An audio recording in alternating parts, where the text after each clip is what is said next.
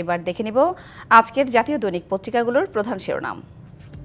প্রথমেই দেখে নিব দৈনিক প্রথম আলোর প্রধান শিরোনাম করেছে সংস্কার প্রশ্নে ঐকমত্যের উপর জোর। জাতিসংঘের গোল টেবিল আলোচনায় উঠে আসে বিষয়টি। অন্তর্বর্তী সরকারের চলমান সংস্কার প্রক্রিয়া সম্পর্কে অবহিত হলেন জাতিসংঘের মহাসচিব আন্তোনিও গুতেরেস। বাংলাদেশের গণতান্ত্রিক উত্তরণ প্রত্যাশা করে সংস্কারের সহায়তার কথাও জানালেন তিনি। তবে কাজটি দেশের রাজনৈতিক দল ও সরকারকে করতে হবে বলে মনে করেন তিনি। এজন্য ঐকমত্য প্রতিষ্ঠার উপর জোর দিয়েছেন জাতিসংঘ মহাসচিব। এরপর দৈনিক সমকাল প্রধান শিরোনাম করেছে কয়েকটি শিরোনাম, দলগুলোর নানা মত, গুতেরেস চান ঐক্য।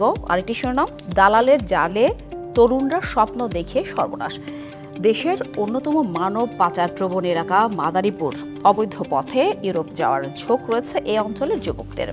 মানব পাচারের জালের ব্যাপ্তি, কিভাবে দালালরা কাজ করে তা জানতে মাদারীপুরে মানব পাচারের শিকার প্রাণ হারানোদের স্বজন, আইনশৃঙ্খলা রক্ষাকারী বাহিনী, বিচার বিশ্লেষকদের সঙ্গে কথা বলে এই শিরোনামটি করেছে তারা। তারপর দেখে নিব দৈনিক যুগান্তরের প্রধান শিরোনাম, অবিশ্বাস্য ঋণ জালিয়াতি, সালমানের প্রভাব, খেলাপির অঙ্ক অর্ধেকের কম। বেক্সিমকো গ্রুপের খেলাপি ঋণ 53,000 কোটি টাকা, মোট 61,000 কোটি টাকার সম্পদ আটক। তারপর যেতে চাই দৈনিক কালবেলা প্রধান শিরোনাম করেছে কূটনীতিক পাড়ায় গুরুত্ব বেড়েছে জামায়াতের। এক সপ্তাহে 5 প্রভাবশালী কূটনীতিকের সঙ্গে বৈঠক। জামায়াত আয়োজিত ইফতার মাহফিলে যোগ দিয়েছেন সব দেশের কূটনীতিকরা। তারপর দেখে নিব বাংলাদেশ প্রতিদিনের প্রধান শিরোনাম, বিএনপিতে হচ্ছেন 3 মহাসচিব।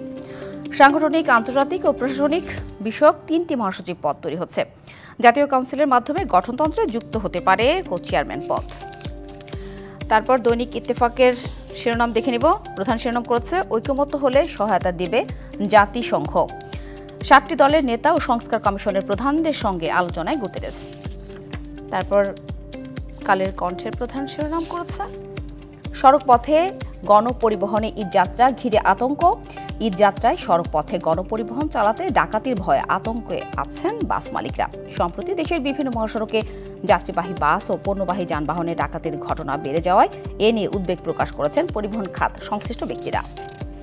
তারপর দৈনিক বণিক বার্তায় প্রধান শিরোনাম করেছে হিমাগারের আকস্মিক ভাড়া বৃদ্ধিতেই দাম পড়েছে কৃষি পণ্যের। বাজারে প্রতি কেজি আলু এখন বিক্রি হচ্ছে 14 থেকে 17 টাকা দামে, যদিও কৃষি পণ্যটি উৎপাদন কৃষকের ব্যয় হচ্ছে কেজিতে 13 থেকে 14 টাকা।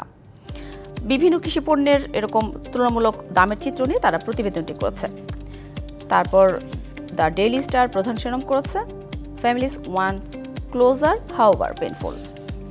ভোগান্তি নিয়ে তারা চিত্রটি করেছে। তারপর যেতে চায় দ্য বিজনেস স্ট্যান্ডার্ড প্রধান শিরোনাম করেছে reform, July massacre, trial and elections, what political parties tell UN chief.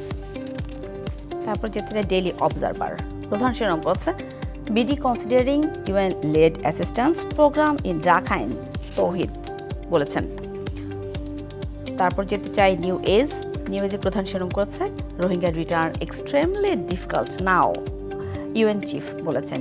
Unit 6 UN assistance to protect Bangladesh from disinformation.